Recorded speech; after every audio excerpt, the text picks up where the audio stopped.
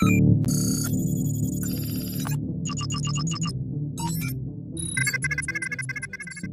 gran rival de Warhammer 40.000 actualmente definitivamente es Train Crusade, un juego de mesa ambientado en un mundo donde lo herético nace en la tierra, donde demonios plagan en un ambiente de la Primera Guerra Mundial, donde musulmanes y cristianos tienen una paz incómoda luchando contra estos demonios, y donde posiblemente lo herético no sea su único enemigo. Pero hubo un tiempo en que ese resultado era totalmente diferente, que el mayor rival de Warhammer 40.000 era una franquicia totalmente diferente, AT-43. La Guerra Fría en el espacio.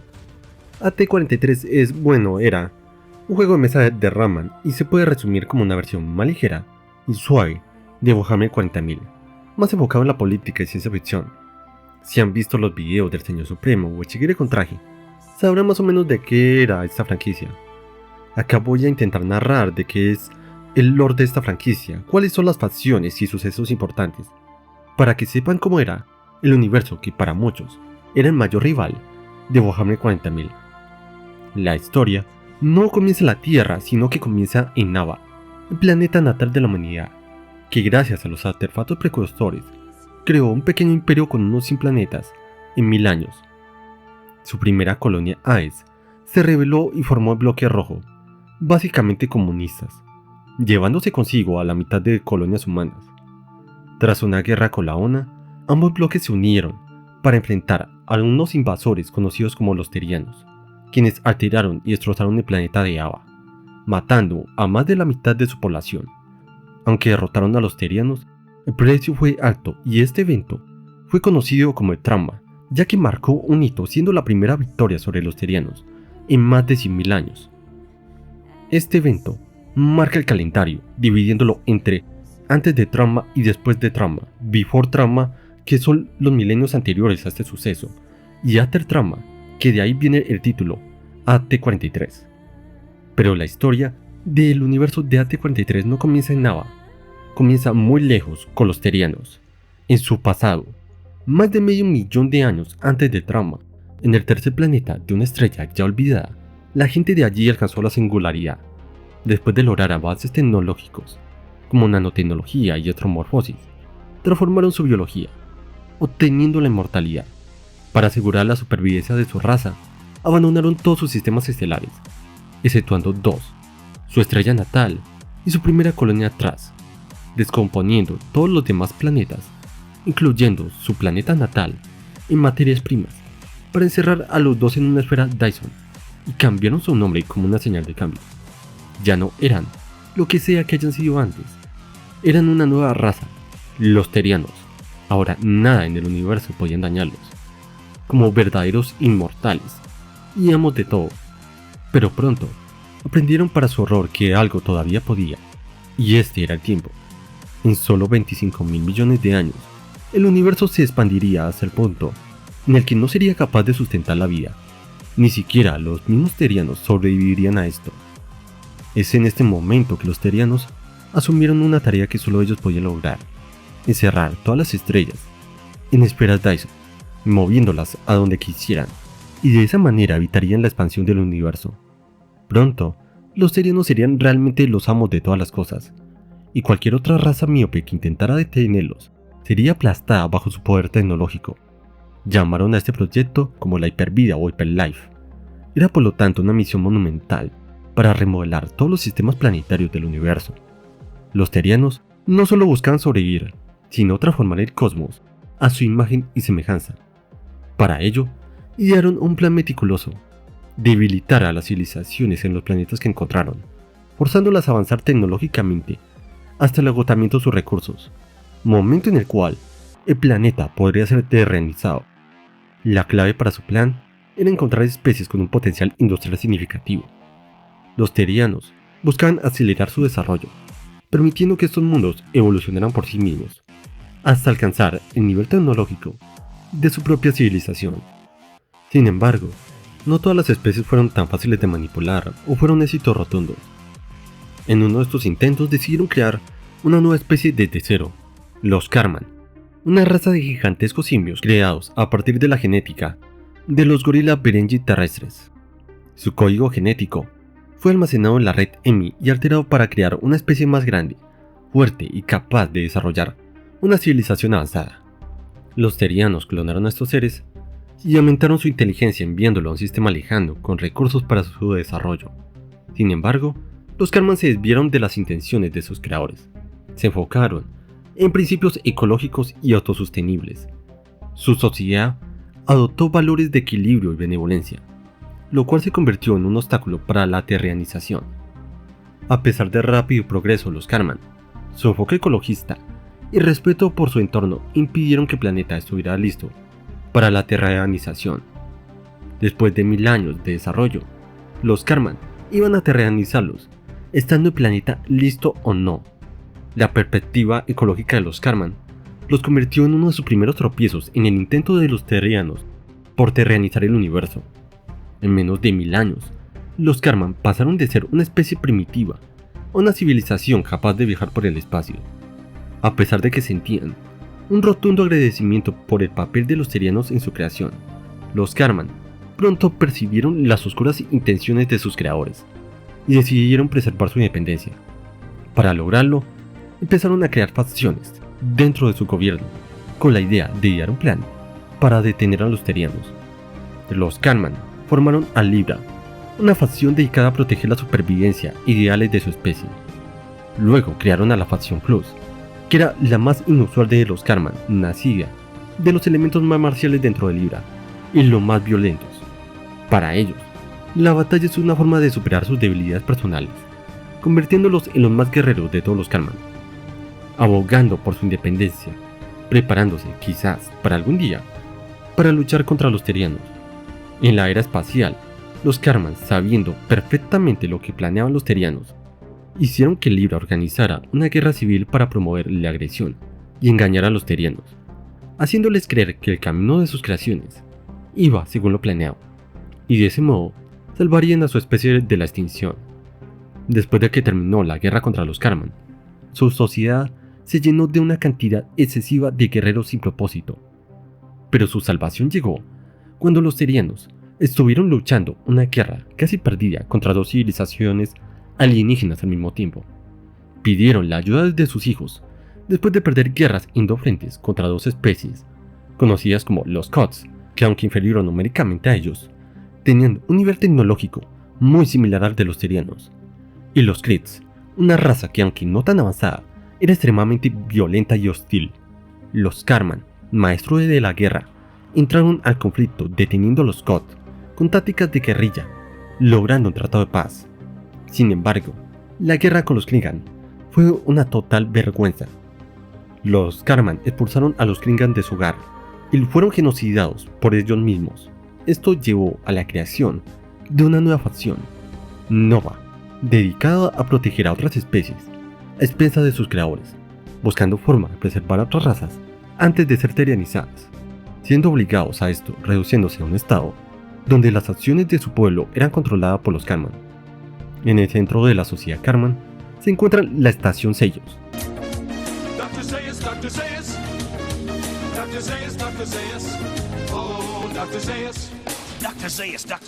Una gigantesca nave del tamaño de un planeta, que sirve tanto de base de operaciones como símbolo de su lucha continua entre la lealtad a los terianos y su deseo de libertad. Desde su creación, los Karman están totalmente comprometidos con su filosofía benévola, pero también sienten que tienen una deuda de vida hacia los terianos. Por lo tanto, decidieron actuar como soldados de los terianos, librando guerras para asegurar su supervivencia y entrenándose para algún día, quizás, luchar abiertamente contra ellos. Para los Karman, existe una división de si la deuda está pagada con el exterminio de los Krits, o quizás la deuda nunca podrá ser realmente pagada.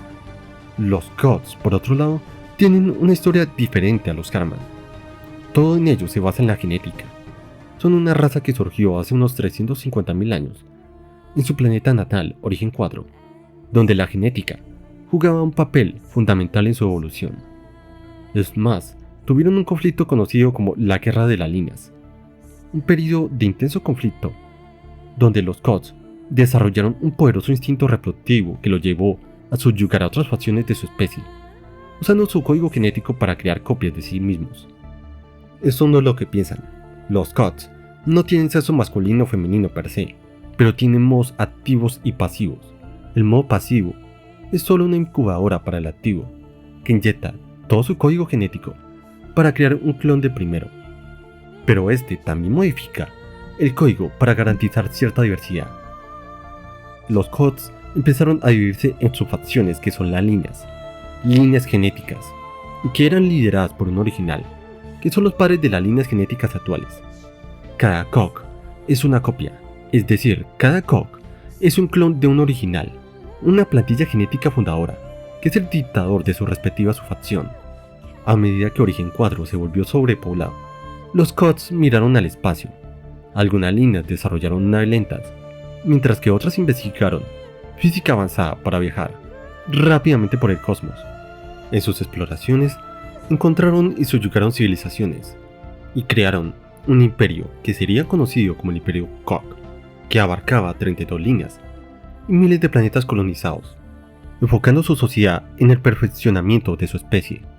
Esta era conocida como la Era de Oro de las 32 líneas, con tiempo de crecimiento y progreso tecnológico, donde los Cods incluso llegaron a perfeccionar su biología mediante el intercambio de ADN con otras razas alienígenas, avanzando de una forma muy similar a los Cods de Warhammer 40.000.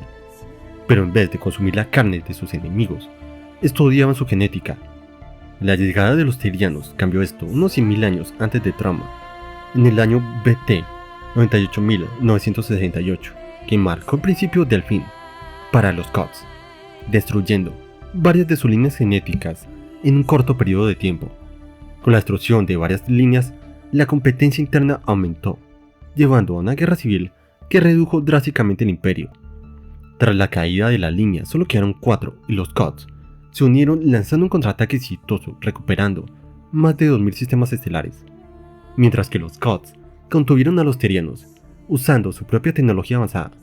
Los Crits, otra raza que no era tan tecnológicamente avanzada como ellos, cambiaba el rumbo de la guerra contra los Terrianos en dos frentes, usando tácticas de guerra que los Terrianos habían olvidado hace mucho tiempo. Pero esto no logró. Los Karman fueron traídos por los Terrianos como sus aliados. Lograron expulsar a los Crits de su mundo natal, Krigan, donde se informó que los Crits fueron aniquilados por órdenes de los Terrianos. Los Karman, con tácticas de guerrilla y naves furtivas, paralizaron a las fuerzas Cog. A pesar de no poder derrotar completamente a los Cods, debido a su inferioridad numérica, los Karman prolongaron el conflicto durante tanto tiempo que habían pasado 90.000 años y finalmente fueron forzados a una tregua. La civilización Cog quedó controlada por los Karman, estancándose tecnológicamente durante la tregua de más de 90.000 años. Su era de descubrimiento y desarrollo había terminado. No tenían esperanza de derrotar a los Terrianos, y mucho menos a los Karman. Finalmente parecía que su sociedad desaparecería poco a poco. No tenían esperanza de derrotar a los Terrianos, ni mucho menos a los Karman. Pero una esperanza llegó al poco tiempo. Una victoria contra los Terrianos, la primera en más de 100.000 años, y quizás sea la oportunidad que las 4 líneas han estado buscando. El fracaso de los Karman al crear una especie que terranizara su planeta llevó a los Terrianos a cambiar su enfoque. En vez de crear razas completas desde cero, decidieron usar su propia genética para crear civilizaciones humanas primitivas en diversos planetas. Sí, los Terrianos somos nosotros, los humanos de la Tierra, solo que en medio millón de años en el futuro. Decidieron sembrar humanos primitivos con pirámides misteriosas que servirían como aceleradores del desarrollo tecnológico. Con estas estructuras, guiaban a estas civilizaciones hacia la madurez tecnológica, preparándolas para ser terranizadas. El plan de los Terrianos para terranizar la galaxia fue exitoso, en su mayoría. En menos de 100.000 años, lograron transformar toda la Vía Láctea, encapsulando las estrellas en vastos hábitats artificiales para asegurar la supervivencia de su raza. Luego comenzaron a expandir su imperio a otras galaxias, expandiéndose por todo el universo. Los Karman se salvaron de la terrianización, ya que los Terrianos reconocieron su utilidad, convirtiéndolos en sus soldados predilectos. Pero en una de estas galaxias recién exploradas, el planeta Ava, emergió como cuna de una civilización en rápido desarrollo. Los Avans, humanos emprendedores y agresivos, alcanzando un nivel tecnológico que llamó la atención de los terianos. Allí nacieron civilizaciones humanas incipientes. Facciones prominentes de la humanidad son la una, las Naciones Unidas de Ava, una parodia de la América objetivista donde la libertad, el capitalismo y la prosperidad son aclamados como las mejores cosas de la vida y las mejores que podrían existir. Pero el gobierno tiene una burocracia ineficiente, tanto que en un resultado extrañamente positivo, durante la invasión de Damocles, la política de la UNA causó que los terianos estuvieran tan confundidos que retrasaron su ya retrasado contraataque, y sus rivales, que son básicamente la Unión Soviética, una alianza de antiguas colonias de la UNA, que han adoptado una doctrina colectivista en la que el individuo trabaja por el bien común. Mientras que la UNA se enfoca en un ejército de élite de última tecnología, Bloque Rojo tiene una armada mucho más convencional, y hay quienes dicen que, debido a las pérdidas durante el trauma, incluso comenzaron a realizar investigaciones para crear humanos artificiales superiores al humano promedio. Pero la historia no comienza ahí, sino hace milenios, donde Ava estuvo una vez dirigida por numerosas naciones, pero todas compartían el mito de una civilización ancestral desaparecida, que dejó tras de sí enormes pirámides cubiertas de frescos. Estas pirámides se descubrieron como vehículos de conocimiento, pues los relieves en basalto eran en realidad conceptos científicos y fórmulas matemáticas, algunas elementales y otras extraordinariamente avanzadas. Desde el BT-2000, pequeños grupos de exploradores comenzaron a buscar estas pirámides con la esperanza de desvelar los secretos de sus ancestros. Entre el BT-2000 y el BT-1000, los textos descifrados de las inscripciones contribuyeron a grandes avances en astronomía, matemáticas y otras ciencias. En el año BT-500, los sabanos descubrieron que las pirámides eran huecas, pero no pudieron comprender completamente el propósito de los bloques y conductos internos.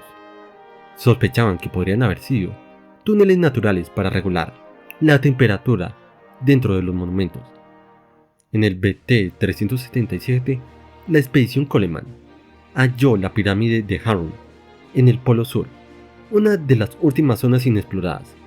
Allí descubrieron máquinas avanzadas, incluidas unas denominadas medusas, lo que inspiró el manifiesto que fundó las Naciones Unidas de Ava, la UNA, promoviendo una nueva era de progreso y armonía. La UNA, Naciones Unidas de Ava, nació como una federación interplanetaria. Nació con la ambición de expandir los ideales, democracia, libertad y libre comercio más allá de Ava y conquistar el espacio. En el BT-192, la humanidad ya dominaba los viajes estelares y las tecnologías necesarias para explorar y colonizar otros mundos. Fundada bajo el principio Stardust, que promovía igualdad y el derecho al éxito personal basado en el esfuerzo, la UNA buscaba prometer una sociedad de progreso, armonía y oportunidades para todos, estableciendo así las bases de una sociedad galáctica unificada. Pero la expansión de la UNA comenzó a enfrentar problemas de cohesión, especialmente en relación con la diferencia en los niveles de desarrollo e intereses económicos de cada colonia. Excedida por la deuda colonial, corrupción y mala gestión del gobierno, la colonia de Ava, Aes, agravada por las ideas del libre mercado de Ava y la falta de derechos laborales para sus trabajadores, comenzó a rebelarse y se volvió colectivista, llevándose consigo a la mitad de colonias de Ava y rebautizándose como el Bloque Rojo. Colonias alejadas de Ava como Aes sufrieron la explotación industrial y gubernamental de Ava. No ayudaba que Aes era un mundo hostil para la vida humana. La hostilidad del ambiente de Aes forzó a su población a unirse para sobrevivir. Los trabajadores de las colonias de Ava, mal pagados y explotados en condiciones peligrosas, se rebelaron para formar el Bloque Rojo. La UNA no reconoció el gobierno no oficial de Aes, lo que llevó a Ava a construir la fortaleza espacial de Kremlin, a lo que los aesianos vieron como un símbolo de represión. En el BT-13, el colectivo Defensa de los Derechos Aesianos se formó para organizar a los trabajadores y preparar una insurrección armada. En el BT-12, la revolución en Aes alcanzó su punto culminante con la sublevación de Kremlin, que se unió bajo el Bloque Rojo, y la expansión del colectivismo basado en solidaridad, justicia y redistribución de los recursos. En BT9, más de la mitad de las colonias bajo el control de la UNA se unieron al colectivismo, exigiendo independencia y abrazando las ideas de Bloque Rojo, promoviendo una organización descentralizada y mayor autonomía. Esto obligó a ABA por primera vez a repensar su política, cancelar las deudas y otorgar membresía completa en la UNA a las colonias restantes para evitar que se unieran a la revuelta, desatando una guerra civil. El Bloque Rojo, fundado en AES, unificó a las colonias opositoras y creó la Frontline, colectivo de ABA, una alternativa a la UNA, prometiendo un sistema de distribución equitativa de recursos apoyando la reconstrucción económica de los planetas coloniales, y proponiendo una nueva forma de gobierno que se centraba en el bienestar colectivo, pero también con un estado militarista y fuertemente expansionista. La separación de AES y de las colonias de la UNA comenzó una guerra civil. Ambos lados empezaron a comprar armamento para matarse entre sí, comprándosela a compañías como la ONI. No la ONI de Halo, aunque igual de fría, esta es una corporación que hace ver a Weyland-Yutani como una que da seguridad laboral y se preocupa genuinamente por sus empleados. Hablo de Okamura Industries No Alliances, ONI, una poderosa corporación que, a pesar de ser técnicamente una empresa respaldada por el gobierno de la ONU, está dispuesta a venderle armas a cualquiera que esté dispuesto a pagarlas. Venden mercenarios y soldados a cualquiera que tenga el dinero suficiente para pagar sus servicios. ONI no tiene escrúpulos, pero esto no siempre fue así. En los años posteriores a la trama, ONI encontró una oportunidad única para prosperar. Inicialmente, la empresa se dedicaba a la investigación médica y la fabricación de productos industriales. Aprovecharon el conocimiento adquirido durante la guerra con tecnologías alienígenas, principalmente en el área de armamento. Esta estrategia le permitió a ONI crecer rápidamente, ganando poder económico y político, y convirtiéndose en la columna vertebral de la economía de ABA. Desde el final del trama, ONI centró sus esfuerzos en obtener patentes de armas avanzadas, expandiendo sus actividades hacia otros sectores industriales, como la construcción, publicaciones, alimentos y transporte.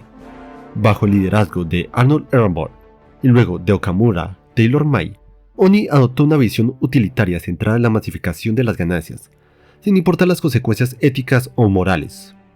La historia de la ONI actual podría decirse que comienza en el BT-53, con Okamura Kazuo, un joven médico de la ONU ambicioso y talentoso que investigaba productos farmacéuticos militares. Durante una experimentación que salió mal, inhaló un gas viral que lo convirtió en un ser fusionado con el virus, dotándolo de habilidades extraordinarias, como insensibilidad al dolor y resistencia a enfermedades. Okamura creó un suero a partir de su sangre, al cual llamó el suero O. Desafortunadamente, al administrarlo a su esposa e hijo, los transformó en zombies, llevándolo a matarlos y quemar sus cuerpos en un accidente simulado. Esta tragedia lo deshumanizó y lo impulsó a crear una nueva especie híbrida de humanos y virus. Con el tiempo, ONI comenzó a fabricar armas, convirtiéndose en su principal fuente de ingresos. Okamura Taylor May convenció a su abuelo para usar sus investigaciones personales en la compañía. La estructura de ONI fomentaba una competencia interna de darwinismo social, usando métodos psicológicos y coercitivos para asegurar la productividad. Atraía a jóvenes con promesas de estabilidad y recompensa, pero en realidad veían a sus empleados nada más como recursos desechables en su maquinaria de guerra y explotación. La vida laboral en ONI está regida por reglas extremadamente exigentes desde su proceso de integración, que incluía un periodo de entrenamiento y orientación, hasta las prácticas de descarte de empleados que no cumplían con los estándares de productividad de la compañía. Los empleados eran presionados para sacrificar su ética y bienestar personal en áreas del éxito corporativo. Todo empleado en ONI veía a otros empleados simplemente como herramientas para aumentar su posición. Aquellos que fallaban eran desechados sin miramientos. ONI no te despide, ONI te hace desaparecer. Es más, a menudo involucran a los nuevos empleados en un proceso al cual ellos llaman eliminación. Ya se pueden dar cuenta de qué, de los menos eficientes. Este ambiente de constante estrés y competencia transformaba la empresa en un lugar donde la lealtad a la compañía era esencial y la empatía o incluso el bienestar social quedaban relegados a un segundo plano. Incluso en la muerte los soldados debían seguir trabajando para ONI. ¿Recuerdan el suero? Bueno, Okamura lo perfeccionó creando zombies de distintos niveles de inteligencia, según la cantidad del suero suministrado y la salud del sujeto. Descubrieron que los vivos producían mejores resultados que los muertos. ONI comenzó a utilizar zombies como soldados incansables, equipándolos con tecnología cibernética. Empleados que firmaban contratos para donar sus cuerpos eran transformados en zombies si desobedecían. Oni también no tenía sus cuerpos de campos de batalla, hospitales y morgues, contratando criminales para robar cuerpos, incluso provocando guerras locales para tener más material con el cual trabajar. Los soldados de Oni incluso podían solicitar inyecciones del suero o en vida, convirtiéndolos en zombies conscientes, con fuerza y resistencia mejorada. Pero debían tener cuidado, ya que si estos soldados se pasaban con la dosis, perderían toda conexión con su vida civil previa. A pesar de su mala imagen, la ONI técnicamente se convirtió en un actor dentro de las relaciones internacionales entre la ONA, las Naciones Unidas de Ava y el Bloque Rojo. Pero esto no era basado en un deseo de paz verdadera. ONI, siempre en búsqueda de garantizar sus ganancias personales, no dudó en abastecer de armas y tecnologías a Bloque Rojo cuando las circunstancias lo requerían, a pesar de ser técnicamente una compañía de la ONA. Para el 29, UNA modificó su constitución para frenar los movimientos revolucionarios y evitar la independencia de más colonias. Cancelaron deudas y otorgaron representaciones a las colonias, estableciendo a la ONA como una federación interplanetaria centrada totalmente en Ava. En respuesta a esto, el Bloque Rojo atrajo a varias colonias mediante propaganda, creando el colectivo local de Ava, lo que supuso una derrota ideológica para la ONA, que respondió con escaramuzas y pequeñas batallas. Este conflicto se extendió hasta el BT-0 cuando la invasión teriana comenzó, y el trauma cambió radicalmente la situación para la humanidad. 4 años antes, la ONA había detectado por primera vez objetos desconocidos acercándose a Ava. Cuando los terianos aterrizaron, activaron antiguas máquinas que causaron desastres catastróficos. Sin embargo, la invasión dejó profundas cicatrices. La mitad de la población de Ava fue asesinada por los terianos, quienes alteraron el planeta para hacerlo más similar a la Tierra.